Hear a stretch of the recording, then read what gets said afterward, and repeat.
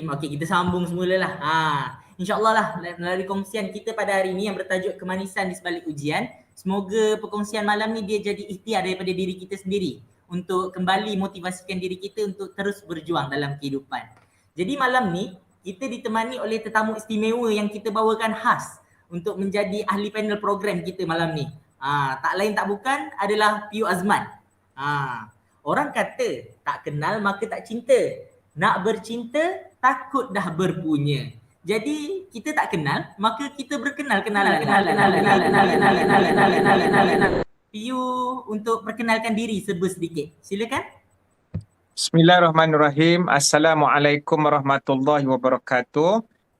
Pertama sekali terima syukur kepada Allah sebab diberikan peluang pada penghulu segala hari inilah. Walaupun banyak sebenarnya ujian-ujian dan cabaran-cabaran yang kita lalui kebelakangan ini.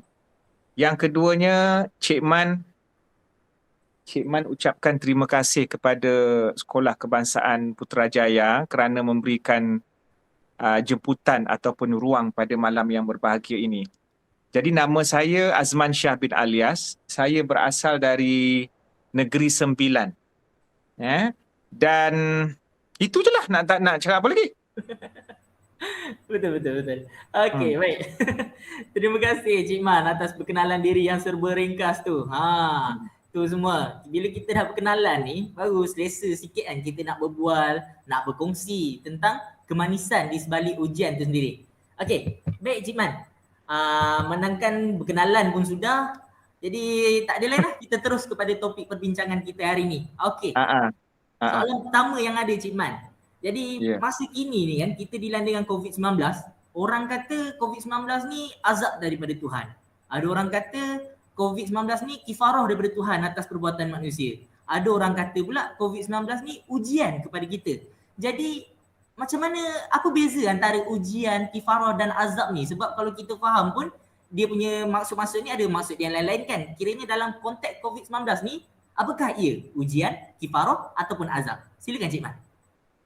Baik, bismillahirrahmanirrahim. Terima kasih kepada Ustaz Lokman selaku moderator pada malam ini. Cuma itulah, bila kita tak tahu siapa yang menengok kita ni, kita rasa macam cakap sorang-sorang kan. Selalunya ada ditayangkan link dekat YouTube tu, kita tengok siapa tu yang Cik Man pun tak tahu. Yang menengok ni ada tak budak kecil? Ada ke budak sekolah rendah tengah menengok sekarang ni? Ke semua orang tua je? Murid tahun ada sekali budak sekolah rendah lah. Jadi adik-adik sedang dengar lah ni suara Cik Man ni. Kau dengar sini jangan kau nak main game aja kerja kau. Kau dengar sini. Habis je 10.30 baru kau berhenti. Jangan ke mana-mana. Baik. Jadi sekarang ni adik-adik, tuan-tuan dan puan-puan, guru-guru, pendidik semua, prof, semua datuk-datuk, datin-datin kalau ada, kita faham kita sedang mengalami satu peperangan sekarang ni. Kita sedang menghadapi satu peperangan yang bukan melibatkan material ataupun senjata, tetapi peperangan yang mungkin lebih rumit. Dia menuntut kepada kesabaran, dia menuntut kepada pengorbanan, dia menuntut kepada orang kata perasaan kita yang tiba-tiba dipukul dengan sebarang kenyataan ataupun kejadian yang kita tak sangka. Minggu lepas baru jumpa kawan.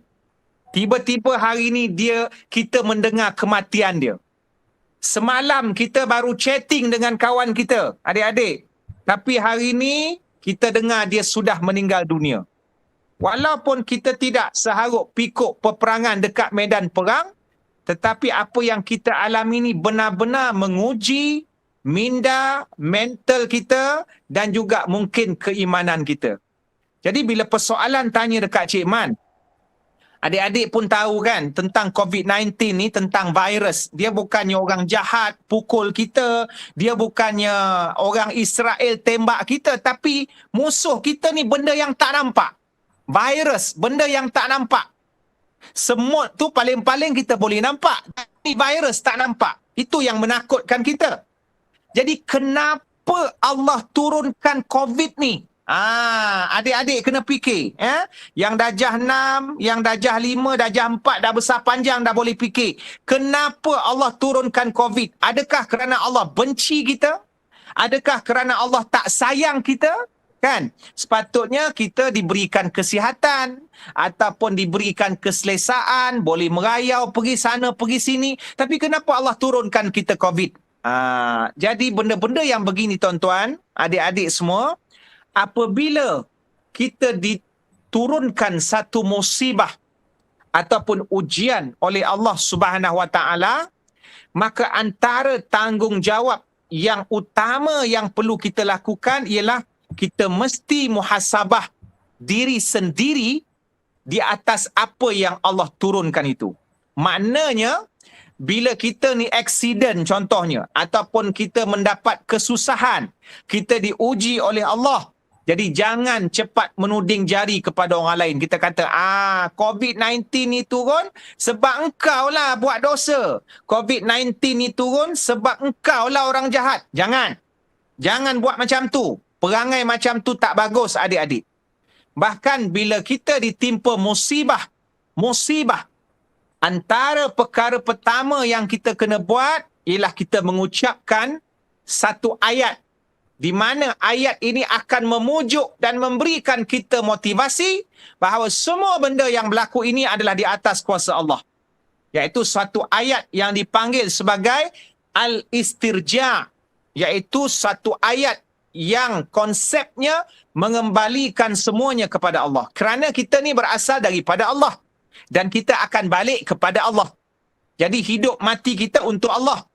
Kita ni sihat Allah bagi, sakit pun Allah bagi, dan lepas sakit insya-Allah kita akan sihat pun Allah bagi. Maka bila kita ditimpa musibah, kita sebut inna lillah wa inna ilaihi raji'un. Adik-adik pernah dengar kan? Selalunya ayat tu kita baca bila orang mati aja. Tak. Ayat ini dibaca ketika diuji ataupun ketika kita ditimpa musibah ataupun kesusahan. Kalau basikal hilang pun sebut innalillah. Kalau kaki cedera, innalillah. Kalau aksiden, walaupun tak mati, innalillah. Rumah terbakar, innalillah. Ya, makwa lari pun innalillah. Jadi segala musibah yang berlaku dalam hidup kita ni, semuanya Allah bagi, nikmat Allah bagi. Bila Allah tarik balik, dulu kan kita boleh merayau ke sana kemari kan. Adik-adik boleh main basikal, adik boleh bebas ke sana kemari, mak ayah pun seronok pergi jalan, bawa pergi travel bercuti. Allah tarik balik peluang tu, maka semua peluang yang asalnya datang daripada Allah, maka peluang itu kembali kepada Allah. Maka kita sebut inna lillah wa inna ilaihi raji'un. Apa maksudnya adik-adik? Maksudnya ialah sesungguh kita ini kepunyaan Allah. Kita ni milik Allah. Adik-adik bukan milik mak ayah. Ya? Adik-adik adalah milik Allah. Dan mak ayah pun tidak memiliki anak-anak secara hakiki. Bahkan yang dimiliki, yang memiliki anak-anak tuan-tuan dan puan-puan, yang memiliki anak-anak murid, guru-guru, ustaz-ustaz dan ustazah-ustazah adalah Allah Subhanahu Wa Taala. Cuma makhluk-makhluk ni hadir dalam hidup kita sebagai tanggungjawab kita yang mesti kita tunaikan kepada mereka. Jadi bila ada anak murid di sekolah, tanggungjawab guru untuk mencurahkan ilmu. Adik-adik pelajar pula, bila ada guru-guru dalam hidup engkorang, maka tanggungjawab engkorang untuk ikut apa yang cikgu suruh. Bila ada mak ayah dalam rumah, tanggungjawab adik-adik untuk taat kepada mak ayah. Kita tidak memiliki mak ayah kita selama-lamanya. Besok lusa mak ayah kita akan meninggal. Orang yang paling dekat dengan kita akan meninggal. Itu juga merupakan salah satu daripada musibah yang Allah turunkan untuk Allah bagi tahu kita bahawa kita adalah makhluk yang tidak memiliki apa-apa pun. Jadi kembali kepada soalan. Bila turun COVID-19, tugas kita antaranya muhasabah. Ya Allah, ya Tuhanku, ni COVID-19 ni apa hikmah Allah turun? Sebab kita nak cerita, adakah Allah turunkan COVID ni sebab Allah marah? Ataupun Allah turunkan COVID ini sebab Allah sayang? Ataupun Allah turunkan COVID ini Allah nak uji? ataupun Allah turunkan COVID ini untuk menaikkan martabat dan kemuliaan seseorang, maka itu bergantung kepada bacaan seseorang menerima ujian COVID berdasarkan apa yang sedang dia lalui dalam hidup dia. Kalau seorang manusia itu buat maksiat, suka melawan Tuhan, maka dia boleh baca sendiri. Dia ada parameter dia sendiri. Maka COVID ini dia akan kata, mungkin COVID ini turun sebagai balasan Allah kepada aku. Dulu aku takabur, sombong. Kemudian orang lain-lain pula dia punya parameter ataupun bacaan. Ada orang soleh, dia jaga semayang, dia tak buat maksiat, dia berusaha bersungguh-sungguh untuk melakukan, untuk mengelakkan diri daripada dosa, jaga semayang, jaga hati, tak pernah mengumpat orang. Tapi Allah turunkan COVID. Jadi dia mungkin persoalkan, kenapa Allah turunkan COVID-19 sedangkan aku orang baik? Aku hidup dalam lingkungan orang baik. Maka ketika itu bacaannya, kalaupun bukan Allah menurunkan COVID kerana marah kepada dia ataupun balasan kepada kejahatan dia, tetapi Allah turunkan COVID untuk menaikkan martabat dia. Kerana bila dia bersabar, dia dah okey dah. Dia memang orang soleh, adik-adik orang baik. Tapi kenapa Allah turunkan COVID?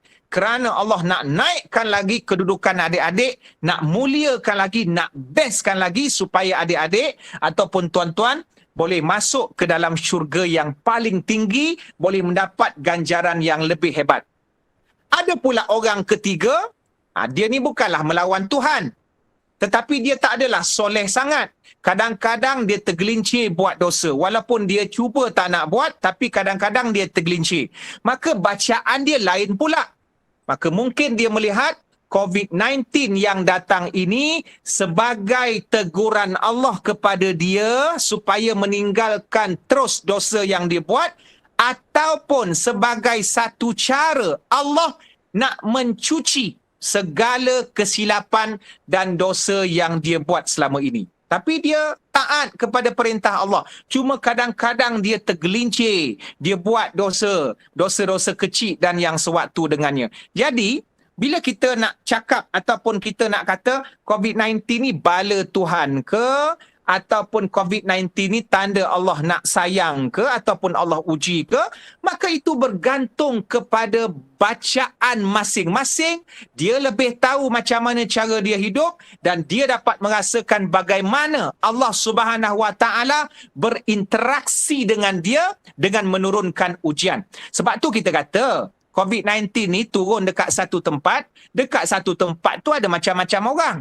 Walaupun ada orang yang soleh dekat situ, tapi bila Allah turunkan COVID-19, maka orang yang soleh tu pun akan terkena, orang yang kaki maksiat pun akan kena, orang yang buat kejahatan pun akan kena. Jadi bergantung kepada cara masing-masing melihat tujuan Allah Subhanahu Wa Taala ataupun apakah hikmahnya Allah menurunkan COVID-19. Yang pasti Allah tidak akan menzalimi sesiapa. Jadi COVID-19 ni turun dekat macam-macam orang pun perangai dia, insya-Allah akan membawa positif kalau bacaannya betul dan kalau dia tidak buruk sangka dengan Allah. Bagi orang jahat melihat COVID-19 ini sebagai bala Allah kepada dia, maka cepat-cepat berubah. Bagi pelaku maksiat melihat COVID-19 ini sebagai amaran, maka cepat-cepat berhenti. Bagi orang soleh melihat COVID-19 ini cara Allah untuk memberikan kasih sayang dan menaikkan martabat, maka dia tidak buruk sangka, bahkan dia terus kuat bertahan untuk bersabar sampailah dia mati kerana dia yakin ganjaran, pahala dan kehebatan yang Allah akan berikan di akhirat jauh lebih besar daripada kesakitan yang dia alami ketika dia menghadapi musibah waktu hidup dekat dunia dahulu. Wallahualam. Okey, terima kasih Cik Man. Jadi jawapan yang sangat menarik. Jadi benda ni dia tak sama untuk semua orang. Bergantung pada diri kita sendiri tafsirkan ujian yang Allah berikan pada kita ni.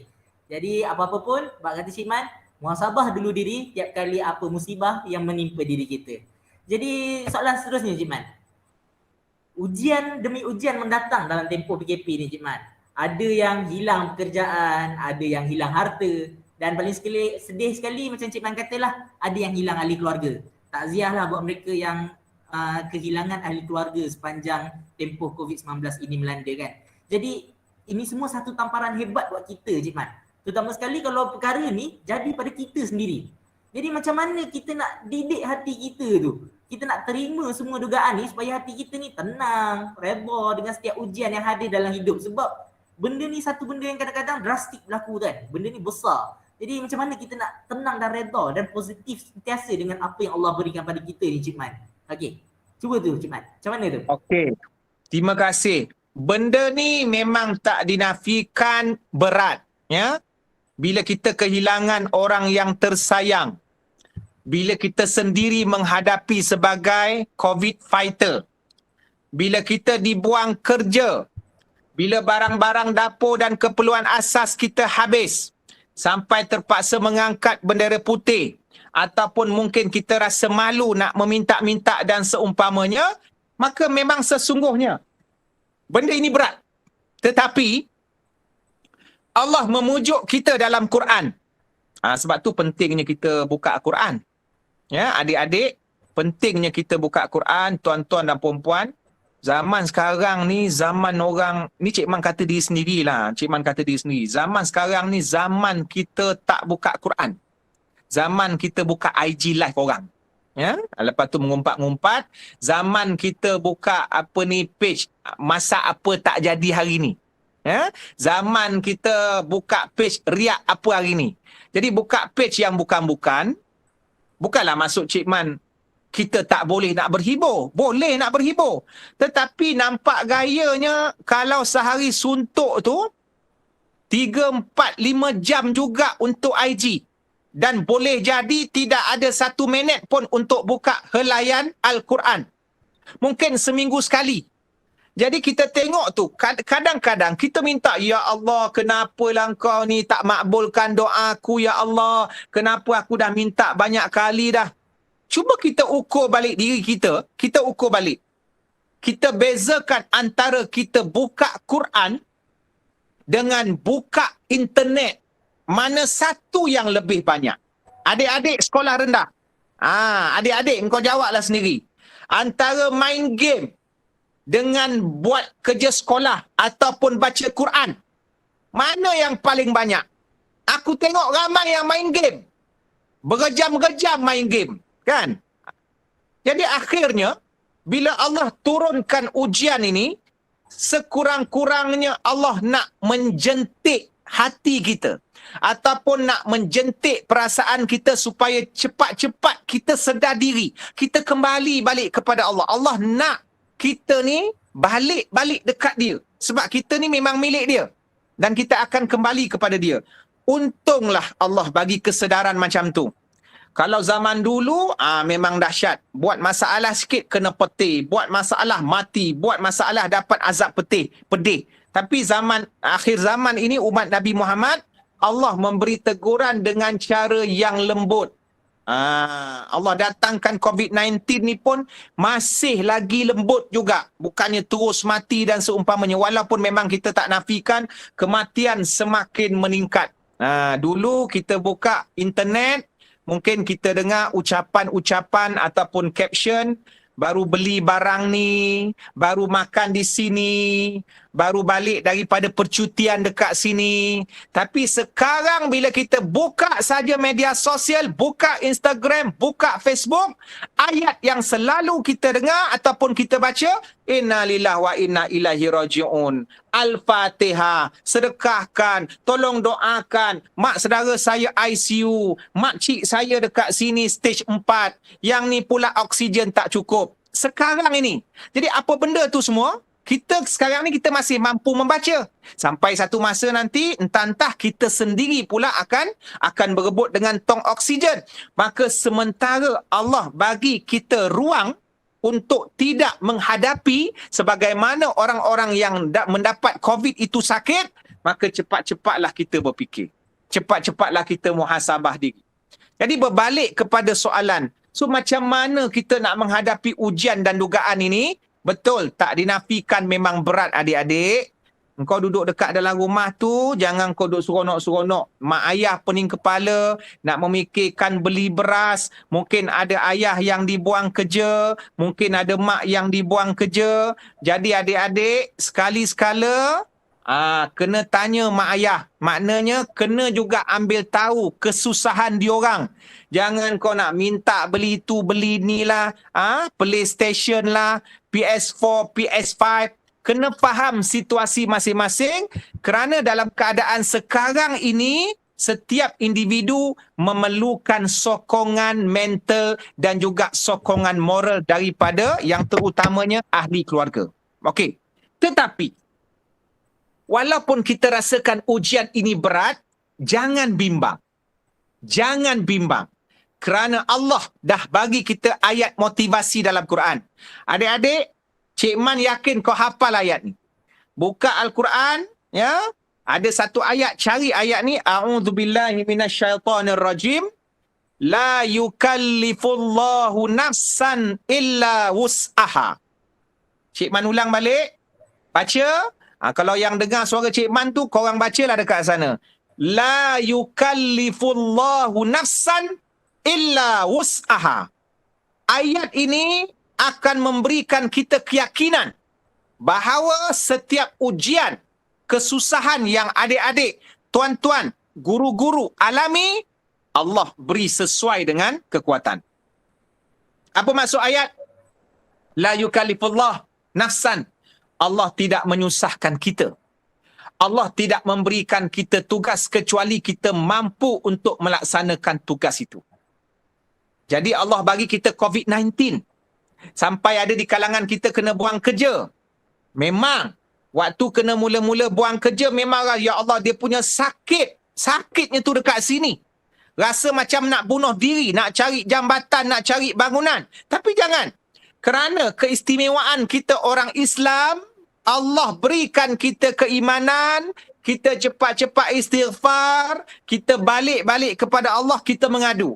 Sebab yang bagi kita rezeki bukannya bos dan majikan yang buang kerja kita. Yang bagi kita rezeki ialah Allah. Bahkan bos yang buang kita daripada kerja, dia pun minta daripada Allah. Dan bila-bila masa, dia pun boleh berhenti kerja. Jadi kita memang hidup di zaman tekanan.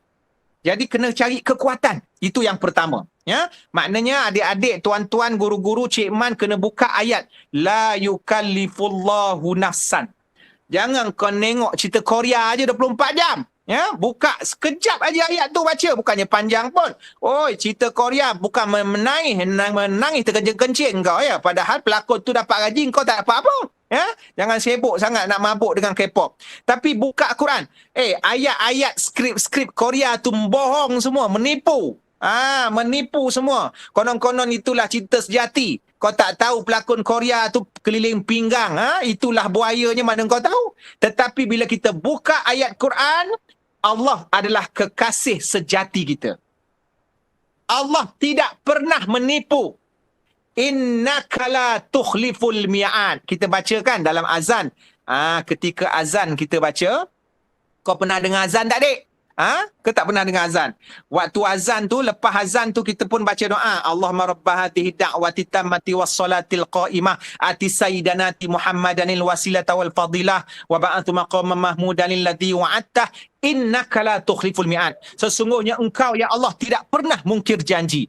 Allah tak pernah sembang kari dengan kita. Allah tak pernah kencing kita. Allah tidak menipu kita. Janji Allah semua benar. Apa dia janji Allah, dek? Tuan-tuan, guru-guru, janji Allah ialah apabila manusia menahan kesabaran, manusia bersabar menghadapi ujian, maka Allah akan berikan ganjaran yang banyak sama ada dekat dunia ataupun dekat akhirat. Itu yang pertama. Kita kena hadamlah la yukallifullahu nafsan illa wus'aha tu. Yang kedua, kita tengok kehidupan kita susah kan, adik-adik, tuan-tuan, guru-guru, mak-mak, bapak-bapak sekalian. Dekat musim pandemik ni kita tengok kita susah kan. Sebenarnya, kita merasakan diri kita susah dan lebih lagi kita rasa susah bila kita tengok kemewahan orang lain dan kita bandingkan hidup kita dengan orang lain. Sebab tu lain kali jangan kita bandingkan kehidupan kita dengan orang lain. Jangan asyik tengok orang kaya aja. Kita kena tengok orang yang lagi melarat daripada kita. Kita ni ada rumah dalam keadaan kena buang kerja. Ada orang jangankan kerja tak ada, rumah pun tak ada. Kita tengok gelandangan. Kita ni baru kehilangan mak. Ada orang bukan mak sahaja.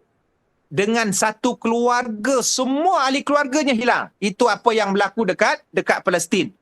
Jadi tips yang kedua ni, adik-adik, tuan-tuan, guru-guru, mak-mak, ayah-ayah semua, jangan tengok orang di atas, tetapi tengok orang di bawah. Dalam satu hadis, tapi hadis ni hadis yang lemah juga, cuma konten dia motivasi, jangan tengok orang di atas. Itu yang bila kita buka media sosial, buka Instagram, kita tengok orang ambil gambar depan kereta Porsche, lepas tu menunjuk lengan dia, pakai pulut dakap, pakai cincin pula, mengalahkan perisai Captain America, lebih besar pula cincin daripada muka. Jadi kita pun merungut, ya Allah, kenapa kaya sangat orang ni, ya Allah? Kenapalah kau tak bagi aku ni kaya macam orang ni, ya Allah? Jangan kita buruk sangka dengan Allah. Kita patut bersyukur. Sebab tu kadang-kadang kita rasa hidup kita tak pernah maju sebab kita asyik merungut. Tuan-tuan. Cuba kita fikir. Kita buka media sosial, kita kutuk orang ni. Lepas tu kita tak puas hati dengan apa yang kita ada.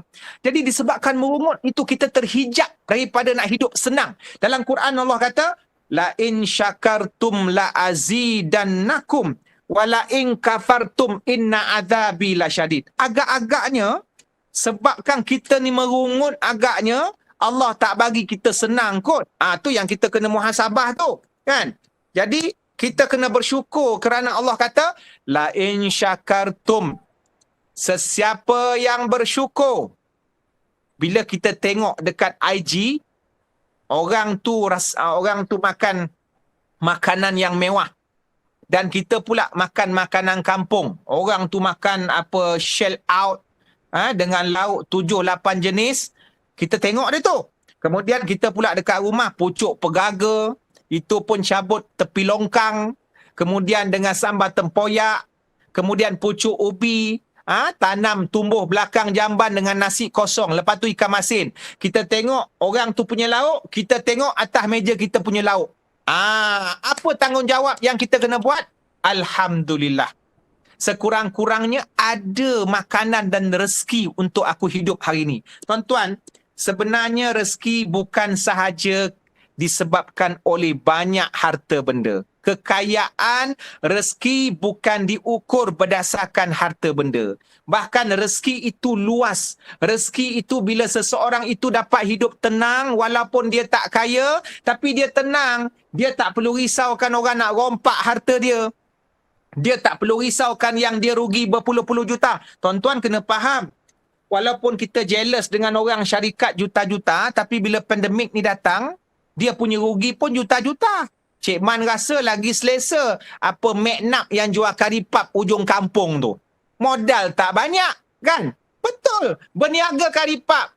Mak Limah hujung kampung meniaga karipap, modal sikit. Lepas tu karipap confirm orang beli. Dek, karipap ni dek, Covid tak Covid, memang orang beli karipap dek sebab nak makan.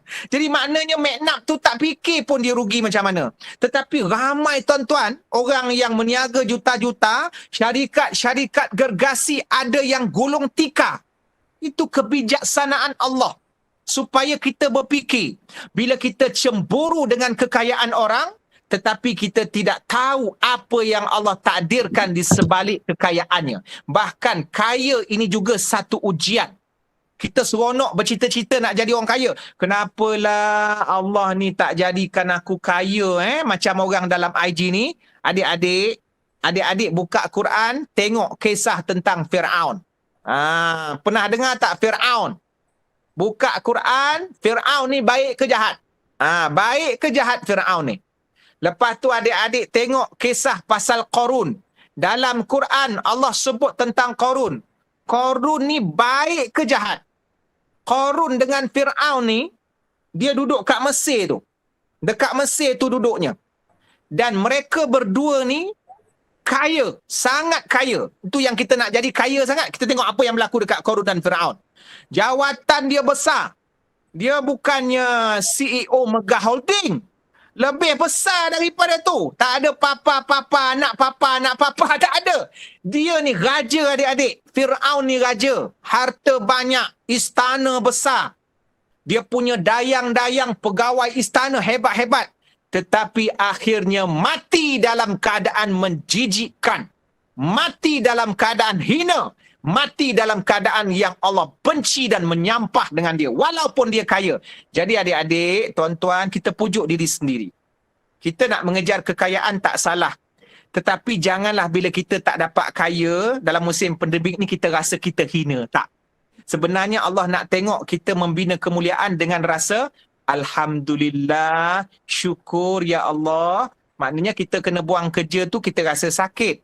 Tapi kita kena bangkit. Sebab Allah akan bagi kekuatan yang lain. Sumber rezeki daripada syarikat tu dah tak ada dah. Maknanya rezeki kena cari daripada yang lain. Kita pun baca juga. Ya, situasi, keadaan kita. Dulu dia kerja kapal terbang dengan pakaian smart. Sekarang ni dia buat kek sendiri dekat rumah. Ataupun dia kerja delivery food yang menghantar makanan. Jadi yang penting kita berusaha. Kemuliaan seseorang bukan berdasarkan jawatan, tetapi kemuliaan seseorang berdasarkan dia berusaha bersungguh-sungguh. Adik-adik, sebab tu Cik Man nak pesan dekat sini, yang darjah 6. Engkau ada UPSR tak? Tak ada UPSR kan? Tak apa, tak ada masalah. UPSR ada ke tak ada ke itu tak penting. Ya? Adik-adik kena ingat, adik-adik menjadi mulia bukan sebab dapat banyak A. Bukan. Adik-adik menjadi mulia kerana mempunyai akhlak dan perangai yang baik. Kalau tak dapat A pun tak apa. Tapi jangan kau salah faham pula. Jangan kau buang pula buku teks kau malam ni. Kau kena belajarlah bersungguh-sungguh. PDPR kena masuk. Jangan kau dengar Cik Man kata, wah tak dapat A pun tak apa. Bukan. Kena belajar. PDPR kena masuk. Jadual kena ikut. Belajar bersungguh-sungguh. Masuk tuition. Kau kena ikut. Cikgu kau bagi homework, kau kena siapkan. Mak bapak kau suruh belajar, kau kena belajar. Tetapi bila dah belajar bersungguh-sungguh, tak juga pandai. Yang tu tak apa. Dah belajar, tak pandai, tak apa. Allah bagi pahala sebab belajar bersungguh-sungguh. Jangan kau tak belajar, lepas tu tak pandai, lepas tu kau meroyan. Yang tu masalah. Ya? Maknanya, adik-adik, tanggungjawab adik-adik kena belajar. Tuhan suruh belajar. Begitu juga dengan ibu bapa. Ibu bapa, anak-anak tuan-tuan ini cemerlang semua insya-Allah. Kejayaan diorang bukan semata-mata A. Ya? Maknanya kena letak mindset. Janganlah memaksa anak A dalam keadaan mungkin diorang ada kelebihan lain tetapi bukan pada akademik. Setiap anak-anak dianugerahkan rezeki. Kadang-kadang Cik Man tengok segelintir ibu bapa, dia jadikan anak seperti robot. Keluarkan perkataan berbisa. Ya? Bandingkan anak-anak dengan adik-beradik yang lain. Ini membunuh kredibiliti. Bandingkan anak-anak dengan anak-anak jiran. Ini membunuh kredibiliti. Anak-anak bukan robot. Mereka adalah manusia yang ada perasaan dan jiwa. Bila anak-anak dapat A ke, dapat E ke, peluklah diorang. Diorang itu sendiri dah merupakan kecemerlangan dalam hidup tuan-tuan. Merupakan satu anugerah. Sebab tak semua budak boleh bawa akademik. Begitu juga dengan guru-guru. Tugas guru-guru hanyalah mencurahkan ilmu.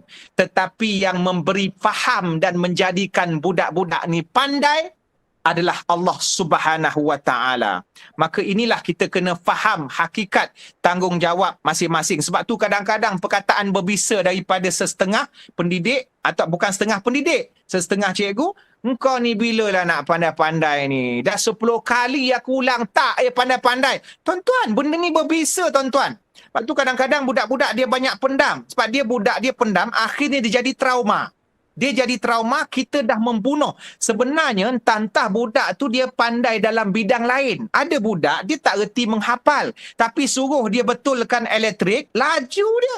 Dia betulkan, tak payah panggil TNB. Jadi maknanya, dalam hidup ni, ada ilmu melalui buku. Ada ilmu melalui kemahiran. Ada budak autism, dia tak reti mengeja. Tapi bila tengok ada orang buat kerja, dia pick up. Dia boleh buat apa yang orang itu buat. Maka ilmu Allah ini cukup luas. Maka sebab itulah dalam dunia persekolahan ada 3 pihak penting yang perlu kau tim supaya masing-masing saling faham. Apa dia? Guru-guru, mak bapak, pelajar. 3 ni tak boleh miskomunikasi. Kalau miskomunikasi, bergaduhlah. Sebab sekarang ni musim COVID, PDPR dekat rumah. Mak bapak kena faham, bila anak-anak dekat rumah, time tu lah kau nak suruh basuh pinggan. Time tu lah kau nak suruh dia berburak apa semua, mengumpat apa semua. Mainlah ikut maknya kan.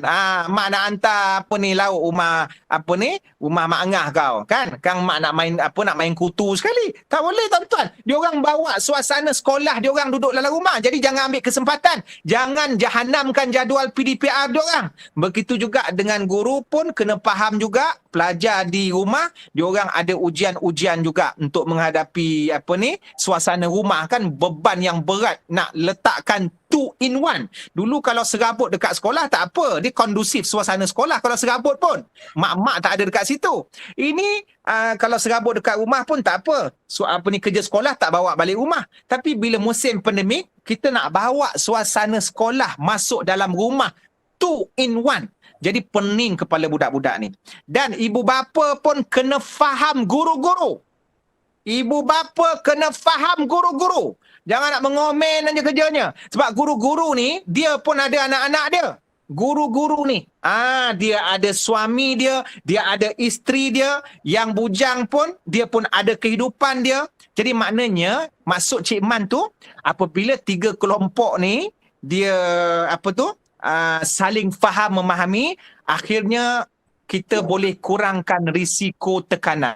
Paling pun kalau budak tu tak pandai pun, yang penting 3-3 ni tidak bermusuh, dan harta yang paling berharga adalah jiwa yang tenang. Sebab tu kita kata apa guna nak target budak tu dapat A, tapi pemusuhan antara guru dengan ibu bapa ataupun budak tu tidak terdidik akhlaknya. Tuan-tuan, kalau anak tuan-tuan cukup semayang, kemudian dia boleh orang kata hafal Quran, ataupun kalau tak hafal Quran pun berusaha untuk buka Quran, maka itulah kejayaan cemerlang yang sebenarnya. Ya. Kalaulah diberi pilihan antara akhlak dan juga akademik, maka akhlak dia akan survive. Tetapi sebaik-baiknya kita kena naik serentaklah, ataupun cuba untuk mencemerlangkan akademik dan mencemerlangkan akhlak. Tetapi janganlah sampai nak mengejar akademik itu kita lupa nilai-nilai kejayaan yang memang dah ada daripada diri budak-budak tu semenjak mereka dilahirkan. Jadi tuan-tuan, dalam suasana pandemik ini, maka kita semua kena terus kuat untuk menghadapi ujian. Itu yang Cik Man sebutkan tadi tu. Kita bersyukur dengan apa yang ada dan kita teruskan usaha kita untuk kreatifkan diri kita mencari sumber pendapatan. Dan seterusnya, bila kita merasakan kita sedih, kita mesti berkongsi dengan orang lain, mencari waktu yang sesuai untuk terapi diri. Sekarang ni adik-adik semua berada di rumah, guru-guru pun di rumah, mak bapak pun di rumah. Kita sekarang sedang berada di sebuah tempat yang memiliki harta kita yang paling berharga, iaitu keluarga kita sendiri. Jadi sekali-sekala kena terapi diri dengan berkongsi masalah. Masalahnya budak-budak ni, cikgu-cikgu, dulu sebelum pandemik ni, diorang selalu kongsi masalah dengan kawan-kawan. Sebab tu ibu bapa kena pantau handset diorang ni, dengan siapa diorang meluahkan. Tapi budak-budak ni bukan tak nak luahkan pada mak bapak. Mak bapak pula kadang-kadang serius. Jadi diorang, mak bapak pun kadang-kadang kena jadikan diorang ini sebagai kawan. Sekali-sekala kena tanya pendapat supaya mereka merasakan diorang ni ada autoriti. Nak buat apa-apa dekat rumah tu tanya pendapat. Bapa selalunya jarang anak-anak rapat, tapi sekali-sekala berbincang, buatlah mesyuarat dengan anak-anak kan. Padahal tak perlu pun diorang punya pandangan, tapi kita nak jadikan diorang tu merasakan diorang diraikan. Contohnya macam mak nak tukar kain lansir. Ni mak nak tanya ni, kain lansir ni elok warna apa? Tak apa, kita minta aja pendapat. Padahal kalau kau tak bagi pun lagi bagus. Tapi maknanya bila kita tanya tu, dia merasakan dia sebenarnya wujud dekat dalam rumah. Hari ni nak masak apa? Hari ni sekian-sekian. Macam mana? So kita kita tak banyak pilihan pandemik ni. Kita tak banyak pilihan. Kita nak tanya nak makan restoran mana pun tak boleh kecuali kalau duduk perlis kan. Jadi akhirnya bila tak banyak pilihan tu, skop tu kita pandai-pandailah bincang sesama ahli keluarga.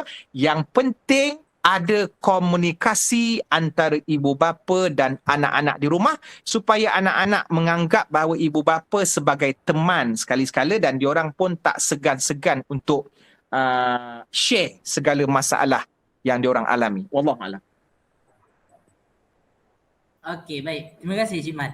Jadi saya tertariklah dengan jawapan Cik Man kan. Apabila kita bercakap tentang cara kita nak terdidik hati kita menerima sesuatu dengan redha tu, kita sendiri definisikan semula ujian yang kita dah terima ni. Kita sendiri definisikan apakah kegagalan, apakah itu kejayaan. Barulah kita sendiri dapat melihat betapa luasnya nikmat lain yang telah Allah kurniakan pada kita. Jadi sangat menariklah jawapan daripada Cik Man. Okey, untuk seterusnya Cik Man, saya ada satu soalan yang bunyi dia klise gila lah.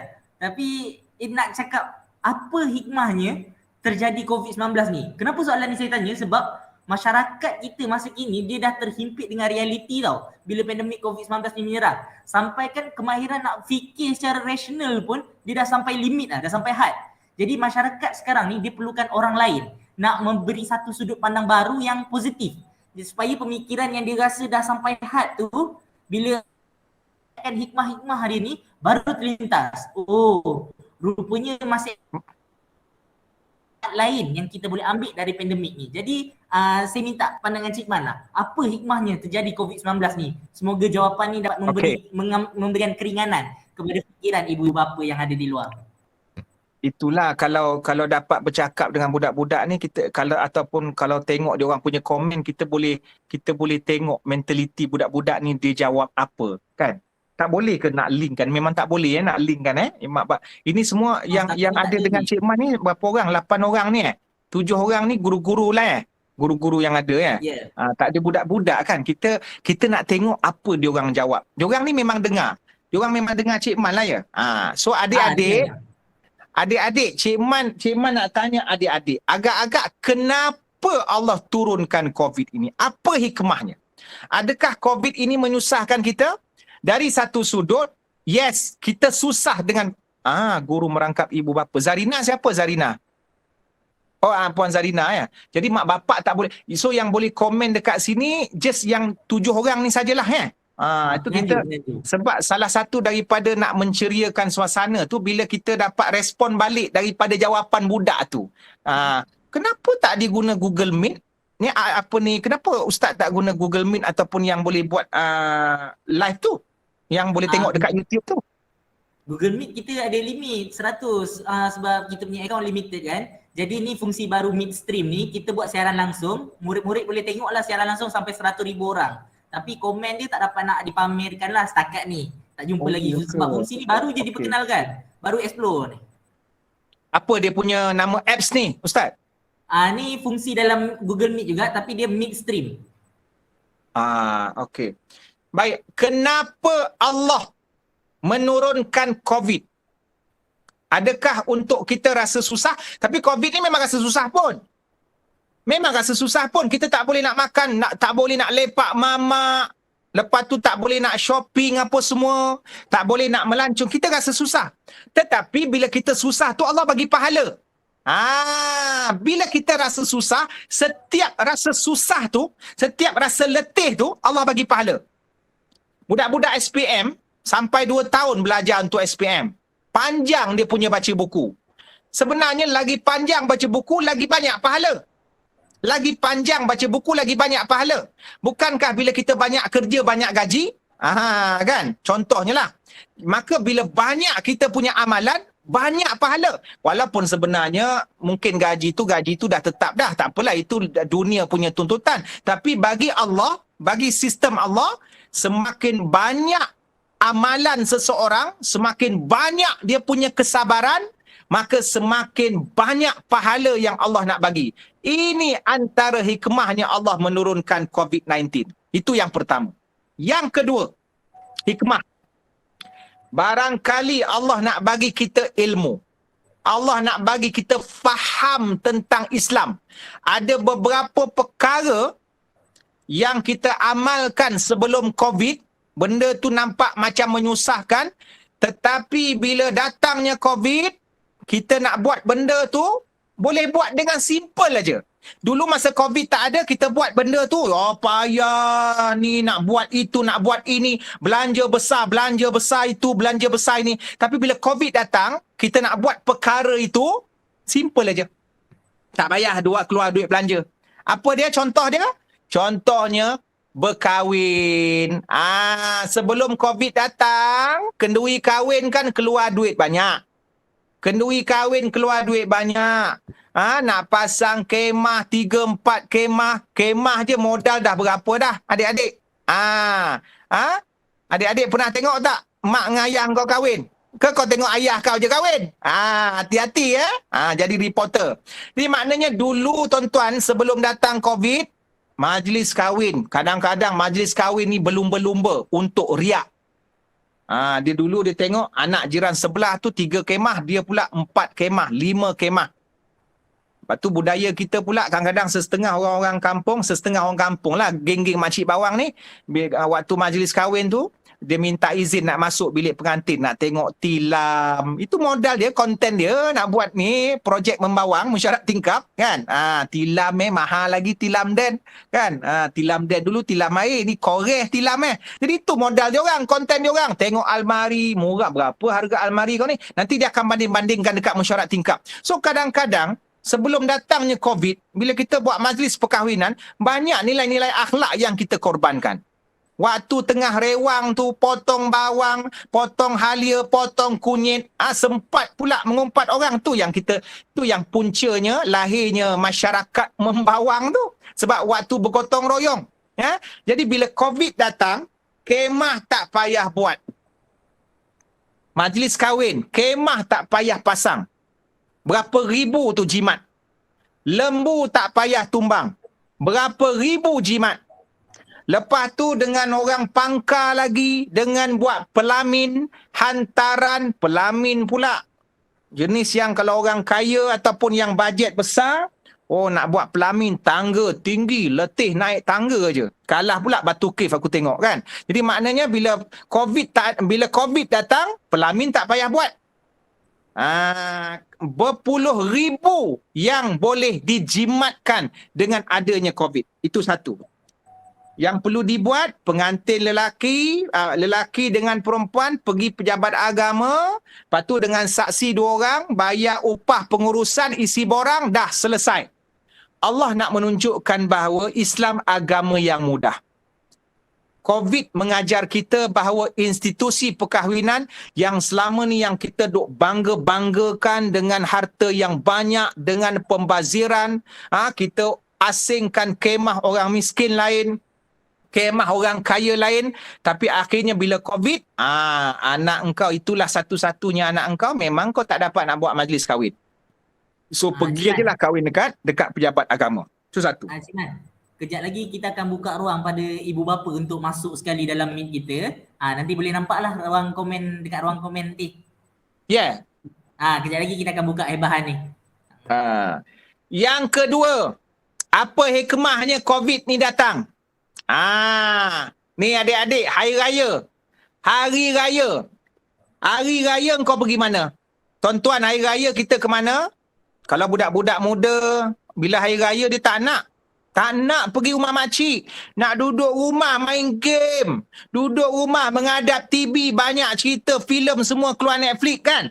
Tak nak. Mak bapak engkau nak bawa engkau pergi rumah Mak Long, pergi rumah Mak Teh, pergi rumah Uwan, Tok Uwan. Tak nak. Degil. Sekarang bila COVID datang, duduklah kau rumah. Tak ada kau punya. Mana celahnya kau mak ngah mana? Mana celah Mak Teh kau duduklah rumah. Itu yang dulu kau tak nak keluar pergi beraya, kau duduk rumah. Kan? Kau nak main game, kau main game. Dengan Netflix, kau main Netflix. Ni kita tak tahu. Raya pertama pun tak keluar ke mana-mana. Tak boleh tetamu datang rumah. Kita pula tak boleh jadi tetamu. Itu Allah nak ajar kita. Besok kalau COVID dah tak ada, tolong hargai saudara mara yang masih hidup. Itu tujuan mak ayah engkau nak bawa engkau pergi rumah mak ngah, rumah mak long. Itu tujuannya nak kenal. Adik-beradik mak, adik-beradik ayah. Kemudian kalau ikut mak ayah pun pergi rumah nenek pun bukannya kau nak berburak dengan nenek, bukan nak berburak dengan saudara. Sibuk dengan data, sibuk dengan wifi. Patutnya bagi salam tanya apa khabar. Assalamualaikum Mak Long, apa khabar? Ini lain pula. Assalamualaikum Mak Long, apa password wifi? Hai. Mana adab dan akhlak kita sebagai ahli keluarga. Jadi bila COVID-19 datang, padan muka kita masing-masing. Maklum pun kita tak jumpa, wifi rumah dia pun kita tak tahu. Kita duduk sahaja di rumah, kita buat sebagaimana yang kita nak buat sebelum datangnya COVID dulu. Maknanya Allah nak mengajar kita supaya menghargai apa-apa yang kita abaikan ketika COVID belum datang. Sekarang ni barulah kita kata, ya Allah mak, rindunya dengan Mak Long, rindunya dengan Tok, rindunya dengan nenek. Tak ada maknanya. Dulu pergi rumah nenek bukan kau menghadap orang tua tu pun, kan? Kau sibuk tanya lain apa dan seumpamanya. Jadi benda-benda itulah yang mendidik kita betapa kita mesti menghargai orang-orang dan insan-insan yang tersayang yang ada di sekeliling kita. Yang ketiga, masjid tutup. Adik-adik, tuan-tuan, kita yang dewasa ni bising masjid tutup. Dulu sebelum COVID datang, mungkin kita pun tak pergi. Jadi sekarang ni kita rasa bersalah dan kita rasa satu kezaliman, ya, apabila ada pihak-pihak nak menutup masjid. Maka Tuhan mendidik kita betapa sebenarnya penting masjid ini. Bukan kita nak terasa pentingnya ketika COVID datang, bahkan kita memerlukan masjid, kita memerlukan solat berjemaah sebagai sumber kekuatan kita dalam setiap masa. Sama ada ketika kita mewah, sama ada ketika kita bahagia, sama ada ketika kita sihat walafiat, mahupun ketika kita darurat. Jadi perasaan tu yang Allah nak bangkitkan mungkin supaya kita menghargai waktu lapang, waktu sihat sebelum COVID. Lepas ni kalau COVID tamat, maka marilah kita berduyun-duyun memenuhkan masjid. Wallahualam. Terus, okey Ustaz, boleh apa kalau ada persoalan kan? Okey. Terima kasih Cik Man. Jadi sebenarnya sekarang ni kita bila live ni kita ada sekarang ni yang menonton secara langsung kita 945 orang ya kalau tengok secara langsung. Macam mana boleh ramai macam tu? Sebabnya ini dalam Meet ni senang kata kita panggil ni ruang VVIP lah. Ruang penganjur dengan ruang penceramah. Dan diorang akan tengok daripada live streaming kita. Kalau tengok atas tu ada warna merah tu, dia tulis berapa ramai yang sedang menonton kita live. 945. Dan sekarang ni pun kita ada buka hebahan untuk ibu bapa masuk sekali dengan kita dalam ruang VVIP ni untuk bertanyakan soalan. Nanti bila ada soalan yang sesuai saya akan ajukanlah pada Cik Man. Jadi sekarang ni kita teruskan dulu dengan soalan saya lah sementara nak bagi ruang pada ibu bapa untuk masuk tu kan. Okey. Selesai bab COVID-19 Cik Man. Kita masuk pula topik PDPR. Okey, Cik Man pun tahu kan sekarang ni sekolah pun guna PDPR kan. Sampai bila tu soalan tu kita pun tak ada jawapan. Jadi topik PDPR ni kita dapat lihat banyak isu semasa dari segi kelakuan murid dan sebagainya lah. Senang kata kalau kelas fizikal, kami cikgu senang nak tegur terus je. Tapi melalui PDPR ni memang sangat terbatas. Jadi kat sini kita nampak kepentingan kelakuan dan tertib anak murid kita. Jadi soalan saya lah Cik Man, dalam tempoh pandemik ni, dalam keadaan terbatas ni, macam mana kita nak bentuk akhlak anak-anak kita ni? Jawapan boleh datang dalam bentuk konteks orang guru, ibu bapa ataupun masyarakat, tak kisah. Yang penting macam mana kita nak bentuk akhlak anak-anak kita ni dalam tempoh pandemik yang sangat terbatas ni. Silakan Cik Man. Okey, sekarang ni Cik Man bukanlah nak bagi tips ke apa sebab Cik Man yakin di hadapan Cik Man ini adalah guru-guru cemerlang yang dia lebih banyak pengalaman dalam bidang pendidikan dan juga di hadapan Cik Man ini adalah ibu bapa yang memang lebih banyak pengalaman dalam mendidik anak-anak walaupun anak-anak ini macam-macam dia punya rencah kehidupan dia. Tapi secara umum Cik Man nak bagi tahulah ya. Nak budak-budak nakal ni, budak-budak umur dalam usia kanak-kanak, kalau dia nakal, panjat dinding ataupun kadang-kadang banyaklah benda yang buat kita pening kepala, itu adalah normal. Budak-budak nakal ini perkara normal. Dalam proses tumbesaran diorang, mak bapak, tapi dengan syarat lah. Maknanya mak bapak kena alert lah dengan benda-benda tu. Jangan maksudnya mak bapak biarkan kemudian diorang nakal, diorang absorb daripada benda-benda yang lain. Tak, maksudnya dia nakal walaupun dalam kesungguhan ibu bapa mendidik itu perkara biasa. Itu perkara biasa. Sebab budak-budak ni nanti suatu masa mereka akan stick juga dalam minda diorang kenangan-kenangan yang mak bapak diorang pernah didik diorang. Lambat laun akan ada juga. Berbanding kalau mak bapak daripada kecil lagi abaikan. Nanti diorang akan mengungkit. Mak ayah tak pernah pun ambil berat pasal saya. Saya belajar semayang pun daripada kawan-kawan, daripada orang luar. Jadi tuan-tuan jangan buka ruang supaya anak-anak boleh ungkit. Jadi sekarang ni tuan-tuan didik diorang dengan jujur, tapi diorang nakal juga, tak apa. Daripada tak pernah didik tapi nakal. Jadi konsep kata apa? Kalau tak dapat buat semua, jangan tinggal semua. Sebab tu kita umat Islam jangan overthinking. Contohnya kita kata, Cik Man, saya nak didik anak saya ni, waktu ni sekarang tengah kecil, tapi entah kalau didik nanti dia nakal. Macam mana? Baik, tak payah didik. Itu overthinking. Kalau tak, lebih baik awal-awal cakap jangan kahwin. Tapi dah kahwin kan? Jadi bila dah kahwin, dah ada anak. Jadi bila dah ada anak, memang kena didik. Tapi kita punya overthinking, kalau saya didik, penat-penat didik 8 tahun. Tapi kalau dia nakal juga, macam mana Cik Man? Tak apa. Yang penting tanggungjawab kita dah selesai. Sebab tu Cik Man kata tadi, kalau tak dapat catch up semua, jangan tinggal semua. Dan jangan buat takdir sendiri. Rasanya anak saya ni baru umur 3 bulan ni, rasanya darjah 6 besok jadi perompak ni Cik Man. Jadi alang-alang tu rasanya tak payahlah didik dia. Tak boleh. Itu overthinking. Kita mendepani, maknanya kita melebihi takdir. Kita memandai-mandai cakap benda yang bersifat masa depan. Tak boleh. So kita buat tanggungjawab sebagai mak bapak, didik macam biasa sebaik mungkin. Guru-guru pun buat tanggungjawab. Cikgu pun mungkin dia akan kata, ni dah bertahun-tahun ajar tapi tak pandai-pandai. Tak apa. Sebab cikgu mengajar, walaupun budak tu tak pandai, cikgu dapat pahala. Bukannya Allah kata, okey, siapa yang budak pandai, guru dapat pahala. Kalau budak tak dapat A, guru tak dapat pahala. Tak ada. Nabi Muhammad sendiri pun, walaupun dia seorang Nabi, tetapi Abu Talib tetap tak masuk Islam. Adakah Nabi gagal dalam dakwahnya? Tidak. Sebab Allah suruh kita buat kerja yang autoriti kita. Keputusan akhir yang tu serahkan pada Allah. Kalaulah keputusan akhir itu menjadi kayu ukur kejayaan, maka Nabi itu tidak berjaya sebab Abu Talib tak masuk Islam. Abu Lahab pun tak masuk Islam. Ramai tak masuk Islam. Jadi takkan kita nak kata, ni apa ni? Nabi Muhammad ni sampai tak boleh buat Abu Jahal masuk Islam? Kata Nabi. Tapi takkan itu Nabi, tuan-tuan. Adakah Nabi gagal? Tidak. Nabi tidak gagal. Bahkan Nabi melaksanakan tugasnya dengan sempurna, dengan lengkap.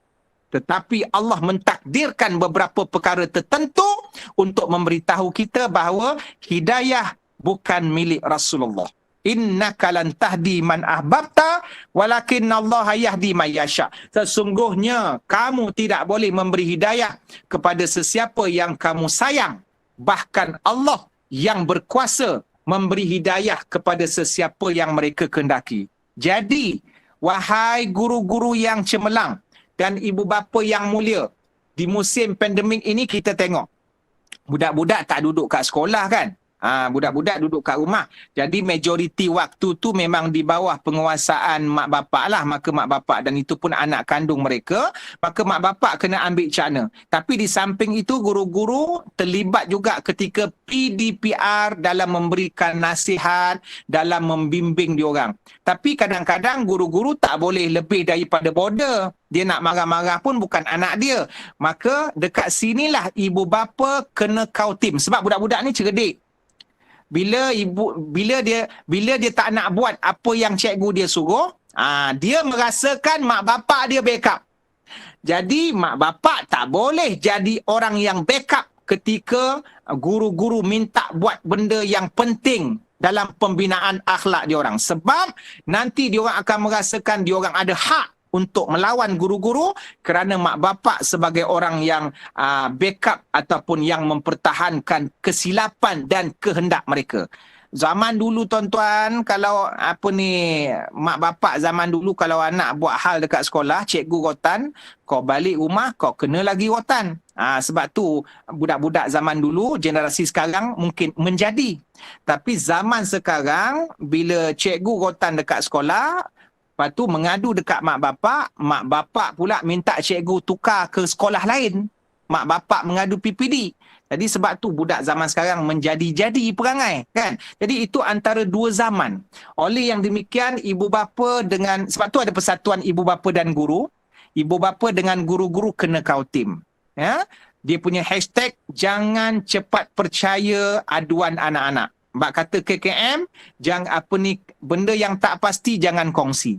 Jadi maknanya kadang-kadang budak ni ada emosi dia, ada dia punya sihir dia, kan. Dia nak apa, mentang-mentang lah dia tahu kita ni kesayangan dia, akhirnya dia pun akan apa cerita yang bukan-bukan dan seumpamanya. Jadi itu antara tips, bukan tips lah, antara benda yang kita boleh lakukan. Cuma Cik Man nak kongsi juga dengan guru-guru dan ibu bapa, kita nak membentuk akhlak budak-budak ni musim pandemik ni mungkin mencabar sikit lah. Kita tak dapatlah 100% kan. Tapi kita jangan tinggalkan semua. Contohnya, bila cikgu target budak ni dapat markah sekian-sekian, anak-anak pun apa, ibu bapa pun target. Jadi macam mana ni, sekarang ni PDPR online, jadi diorang mungkin tak faham, tak apalah, cikgu buat aja. Diorang tak pandai tu cerita lain. Yang penting kita dah buat bahagian masing-masing. Tu yang Cik Man kata, ma la yudraku kulluh la yutraku juluh. Benda yang kita tak dapat buat semua, jangan tinggalkan semua. Asalkan ada benda yang kita sumbangkan dalam tanggungjawab kita sebagai seorang guru, walaupun susah sebenarnya nak buat PDPR ni online ni. Asalkan diorang ada faham sikit. Yelah, maknanya kalau datang sekolah faham 70%, PDPR faham dia 30%. Tak apalah, 30% tu dah cemerlang sesuai dengan situasi kita yang sedang mudarat, yang sedang darurat ini. Begitu juga dengan ibu bapa. Ibu bapa tak boleh nak catch up semua. Tak apa, yang penting ada nasihat-nasihat yang keluar daripada mulut ibu bapa. Wallahualam. Okey, baik Cik Man. Jadi macam Cik Man dapat nampak sekarang ni, bilangan yang ada dalam Google Meet kita dah bertambah. Sekarang kita ada 102. Cik Man boleh tengok bawah belah kanan skrin. Kita ada segitiga, kita ada ruangan chat, kita ada gambar kepala kan. Gambar kepala tu ada tulis 107 Mana gambar orang. kepala mana? Gambar orang kat bawah ni, kanan ni. Kanan bawah, ada nampak Cik Man? Sini tak ada. Cik Man pakai telefon eh? Gambar kepala? Cik Man pakai telefon eh? Pakai telefon. Okey, kalau pakai telefon dia ada tulis 104 others. Dia ada tulis berapa orang yang lain lah. Tapi tak, komen tak nampak lah kan? Boleh nampak. Cik Man tekan in chat messages. Dah ada mana? dah. Sekarang dah ada komen. Ibu bapa daripada murid-murid dah mula ada komen dah. In call message. Banyak ha. Cik Man tekan titik Ada kan? Okey, tak adalah banyak sangat. Okey. Dah banyak Jadi, dah.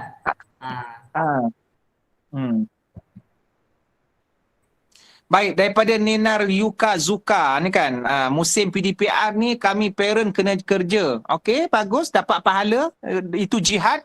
Anak-anak menguruskan diri sendiri. Bagus, maknanya budak ni ada self confident sambil menjaga adik-adik lain sampai pulang. Itu bagus. Bagaimana kami nak bagi anak-anak gembira dan tidak rasa terbeban dengan belajar sendiri? Maknanya macam ni tuan-tuan, senang aja tuan-tuan. Berdasarkan hashtag Cik Man, benda yang tak dapat buat semua, jangan tinggalkan semua. Okey. Kalau sebelum pandemik, tuan-tuan yang bekerja boleh push diorang belajar 90% kan? 90%. Okey? Tetapi bila musim pandemik, jangan push 90%. 40% dah cukup. Sebab 50% jaga adik. Jangan paksa diorang. Jangan paksa diorang. Sebab kita nak kurangkan tekanan. Kita nak kurangkan tekanan. Tak dapat catch up akademik pun tak apa. Yang penting jangan tertekan. Biar kita ni mungkin lewat sikit faham tetapi tenang. Daripada pandai tapi gila. Jadi tuan-tuan kena faham. Ya? Tuan-tuan kena faham. Tuan-tuan bekerja, lepas tu suruh diorang jaga adik-adik. Lepas tu tuan-tuan kata, ni apa tak siap kerja? Tuan-tuan paksa diorang buat homework sama macam sebelum pandemik. Lagi bahaya. Itu yang hari tu viral, tapi tak tahulah betul ke tidak yang viral budak darjah 6 gantung diri. Tapi rasa tak betul kot. Kan, kadang-kadang netizen ni bila sampai ke netizen ni, dia jadi cerita lain. Tapi kalau benda tu berlaku, na'udzubillah, budak-budak darjah 6 kadang-kadang rasa tekanan. Jadi sebelum datang pandemik, diorang boleh belajar 90%. Tapi bila pandemik ni, tuan-tuan cuma minta 50% saja. Sebab 40% jaga adik. Dah cukup. Sebab diorang dapat ilmu baru. Itu ilmu tukar lampin, tukar pampers, ilmu cuci berak. Itu ilmu tuan-tuan. Itu ilmu kehidupan. Tuan-tuan jangan pelekehkan. Jangan pandang bahawa kejayaan itu hanya pada akademik sahaja. Jadi maknanya tak ada apa-apa. Bagi Cik Man, benda itu tidak ada apa-apa masalah. Tuan-tuan pergi kerja macam biasa, kemudian balik rumah, kemudian cuma kita kena fleksibelkan. Ada benda yang kita kena kurangkan beban-beban itu. Sebagaimana dia tak sama ketika sebelum datang pandemik. Wallahualam. Terus, Okey. Jadi Cik Man nak soalan daripada ibu bapa ke? Saya baca soalan dari ibu apalah, bapa lah. Ustaz bacakanlah soalan. Okey. Jadi ni ada 2 kali dah ni, ada parents dia tanya, ada tak doa yang spesifik untuk diamalkan supaya dapat terus mendidik diri tu menjadi sabar, sebab maklumlah dia orang pun ada kerja sendiri, anak pun semua nak perhati. Jadi ada tak doa yang spesifik yang boleh diamalkan? Ada satu doa, Cik Man rasa semua hafal. Doa ni elak malas, elak penakut, elak kedekut, elak hutang, elak overthinking, elak sedih. Allahumma inni a'udzubika minal hammi wal hazan. Wa a'udzubika minal ajizi wal kasal. Wa a'udzubika minal jubni wal bukhli. Wa a'udzubika min ghalabati daini wa qahri rijal. Apa maksudnya? Ya Allah, aku berlindung dengan kau daripada hammi wal hazan, daripada overthinking, daripada memikir benda yang tak terjadi, dan juga daripada rasa sedih benda yang dah terjadi. Wa a'udzubika minal ajizi wal kasal, berlindung daripada sifat lemah dan pemalas. Wa a'udzubika minal jubni wal bukhli, berlindung daripada penakut dan kedekut, dan berlindung daripada ghalabati dain, belenggu hutang, wa qahri rijal, dan belenggu dan daripada orang yang suka menindas ataupun menzalimi. Bacalah doa ni. Kalau tuan-tuan nak ada spesifik, Nabi mungkin tak pernah sebut secara literal, maka boleh. Ya Allah, anak saya yang nombor 2 ni, ya Allah, nakal, tolonglah ya Allah, berikan dia petunjuk dan kekuatan kepada saya. Sebut nama anak. Kadang-kadang ada mak bapak menyumpah, bodoh, bangang, carut, caci maki. Perkataan ibu bapa ini adalah doa ya. Hati-hati ya ibu bapa, perkataan anda adalah sakti ya.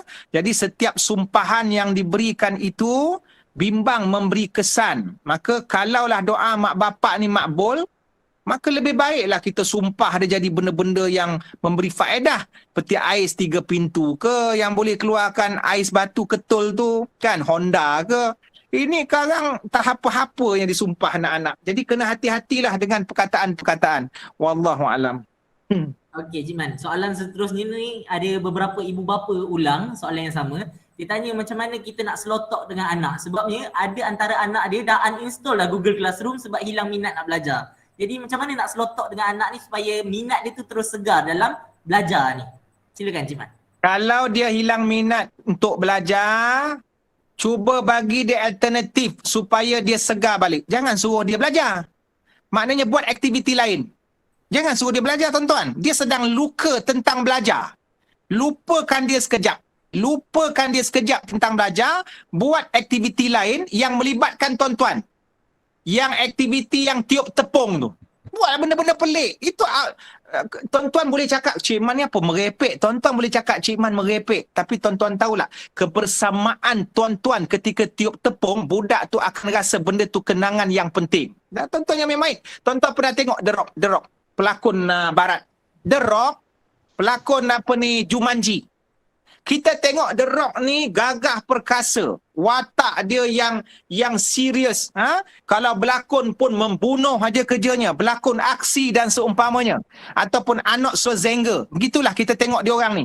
Tapi tuan-tuan, di sebalik kebrutalan diorang memegang watak, dalam kehidupan diorang. Cik Man pernah tengok. Kita pernah tengok gambar The Rock main mak-mak dengan anak perempuan dia yang kecil. The Rock main mak-mak dengan anak perempuan dia yang kecil.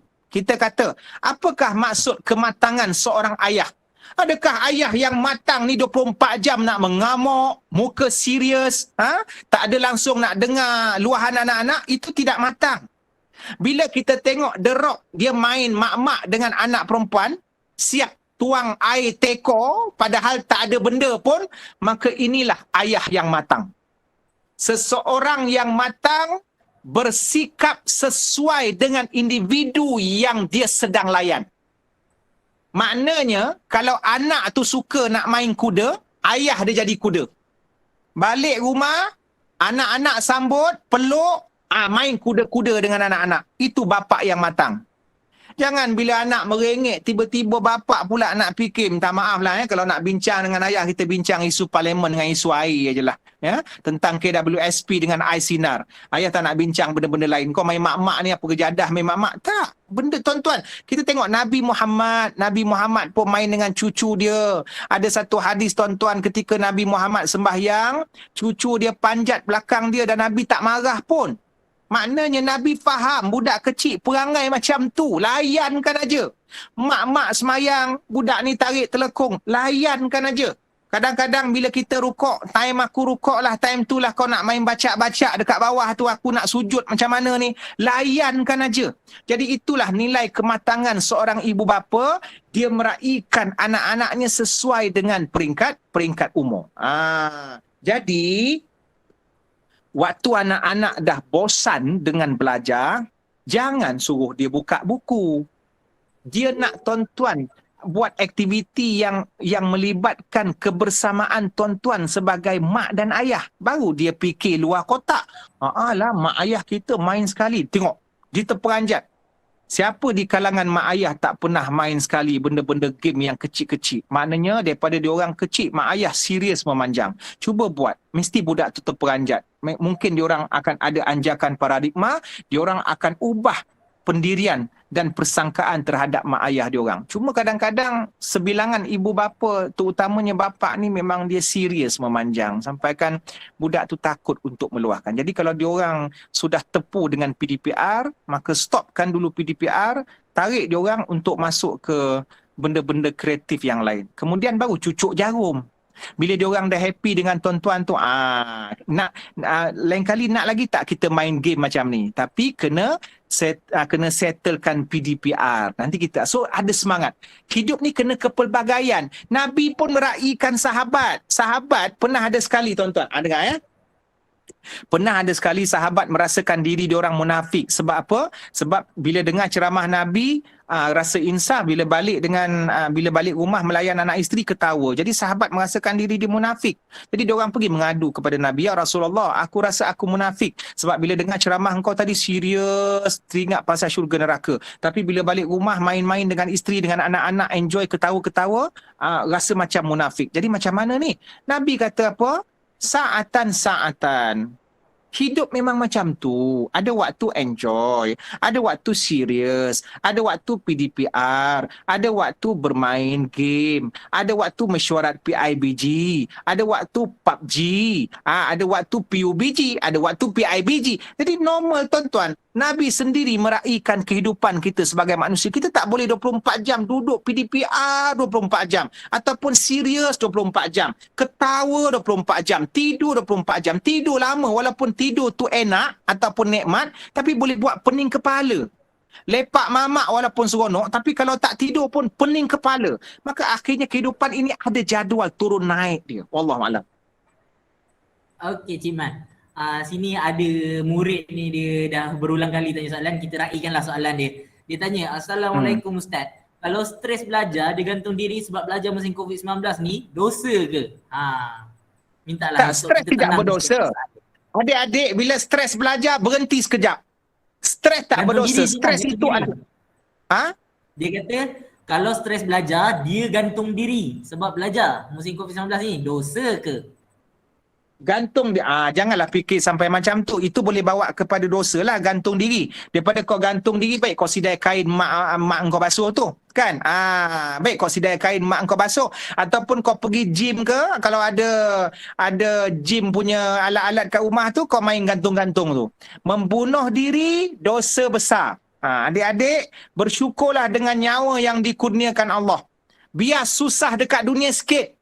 Bila kau gantung diri, kau ingat selesai ke masalah? Tak selesai, dek. Dalam kubur kau kena seksa. Kalau gantung diri habis macam tu, tak apa. Gantung diri masuk dalam kubur kena seksa, neraka kena seksa lagi. Jadi jangan gantung diri. Gantung kain. Wallahualam. Okey.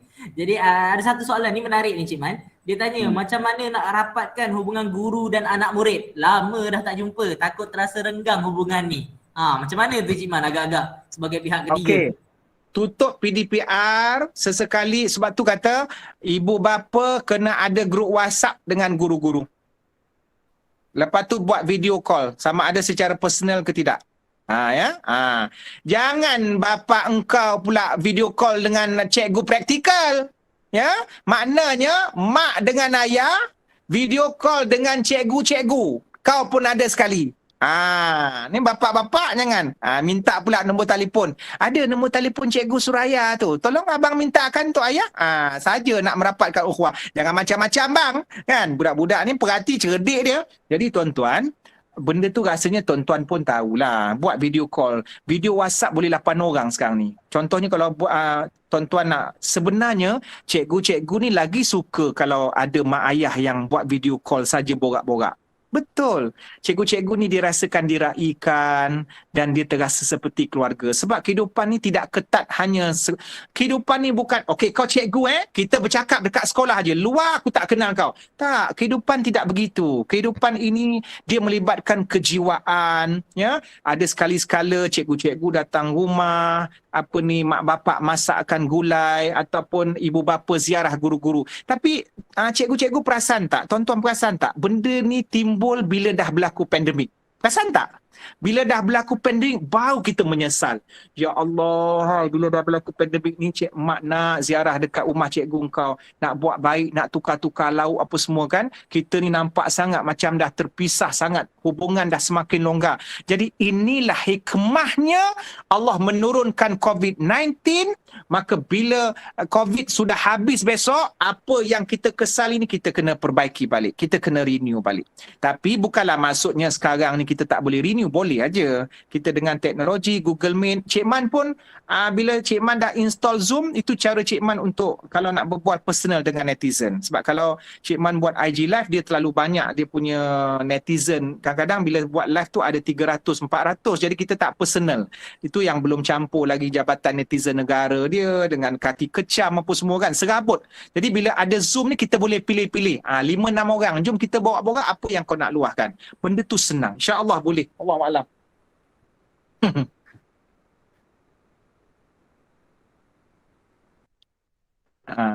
Mana Ustaz Amirul? Hilang dah. Ya. Line tak stable sangat. Okey. Jadi Cik Man, terima kasih. Ada soalan ni Cik Man daripada ibu bapa. Dengar tak suara saya? Alamak, hang. Ada. Dengar. Okey. Ada ibu bapa tanya, macam mana nak timbulkan kesedaran dari kalangan murid, dalam kalangan murid ni, nak timbul kesedaran dalam kalangan guru yang murid ni pun tengah stres dalam PDPR. Jadi macam mana kita nak timbulkan kesedaran ni? Sebab guru sendiri pun dia dikejar dengan tugasan hakiki dia. Jadi macam mana kita nak imbangkan perkara ni? Ustaz Amirul dengar tak? Ya. Sebenarnya banyak soalan yang sama. Yang boleh ambil daripada Cik Man jawapan-jawapan yang untuk persoalan yang tadi. So dia sebenarnya begini, kata kunci untuk semua soalan sebenarnya semua mengalami benda yang sama, iaitu stres. Jadi macam mana nak hilangkan stres? Berhenti PDPR sementara waktu, spend masa untuk aktiviti yang lain.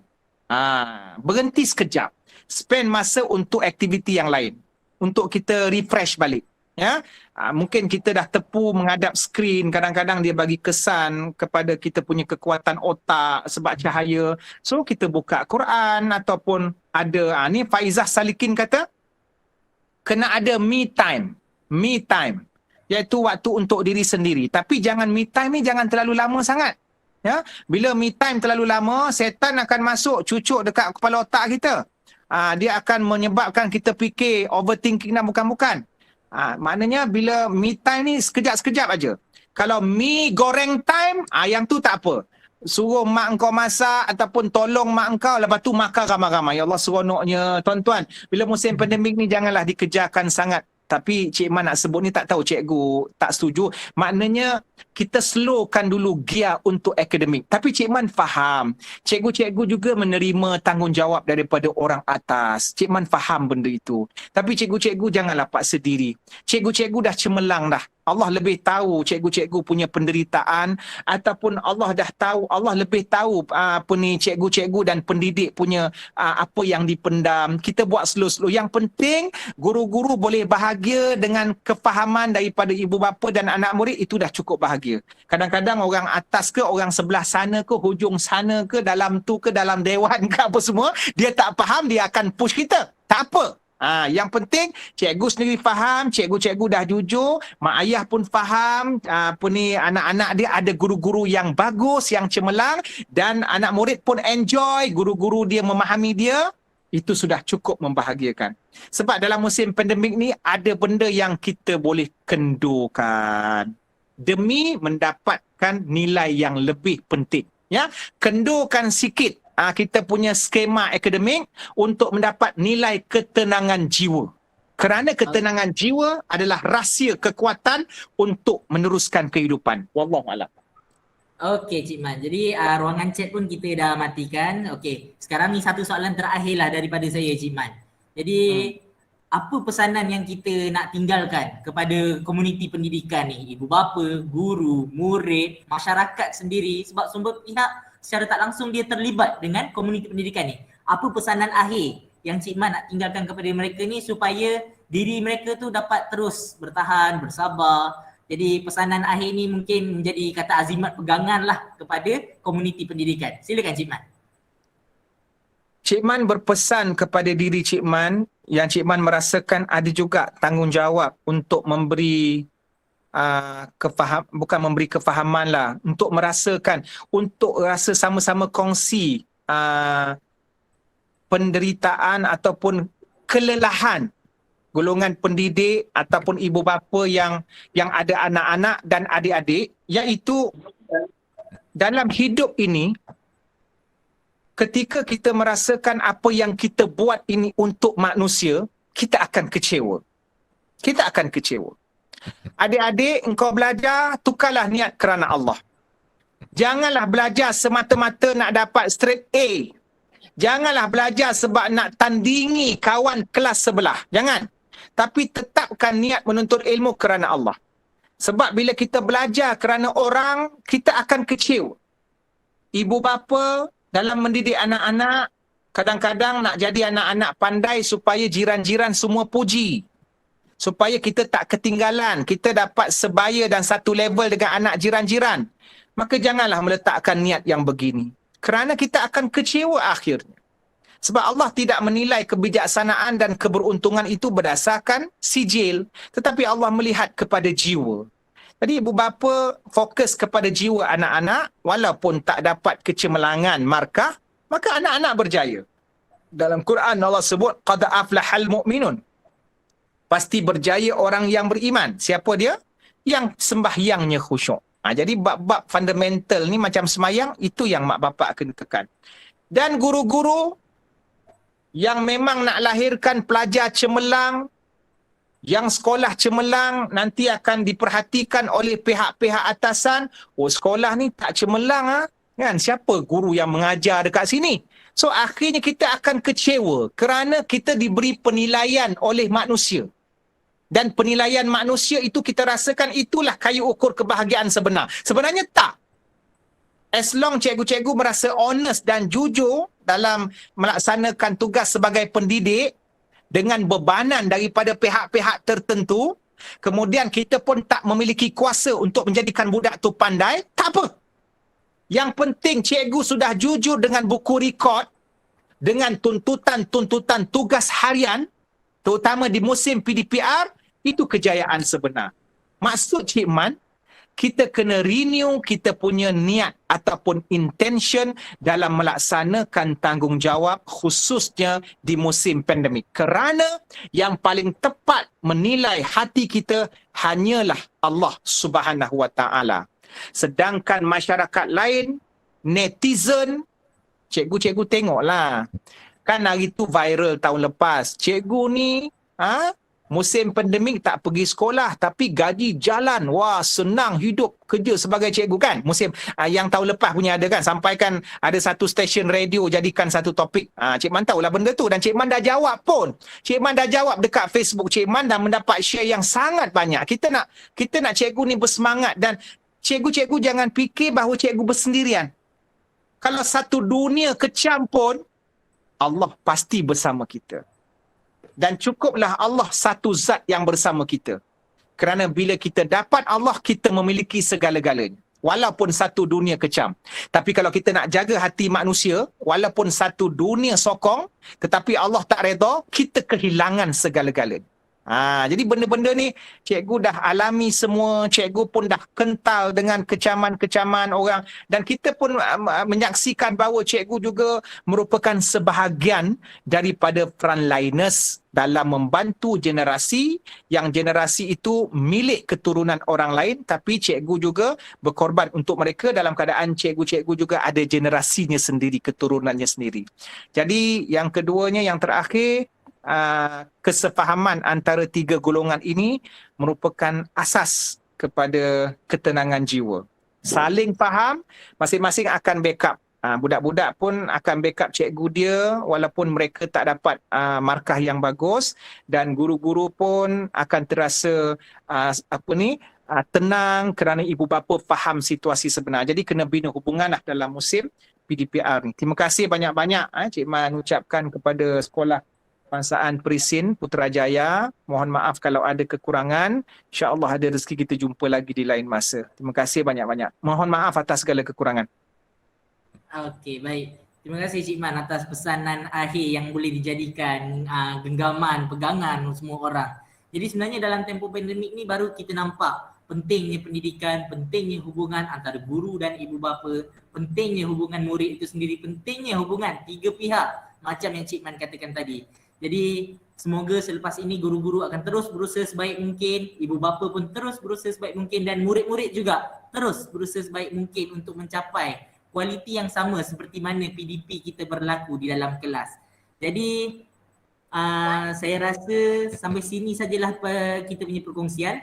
Jadi jutaan terima kasih saya ucapkan kepada Pio Azman atas kesudian menghadiri program kita sebagai ahli panel dan semoga Allah membalas jasamu Cik Man. Okey. Terima kasih juga saya ucapkan kepada Jabatan Pendidikan Wilayah Persekutuan Putrajaya atas sokongan kepada program ceramah yang kami adakan ini. Terima kasih. Terima kasih kepada Barisan Pentadbir Sekolah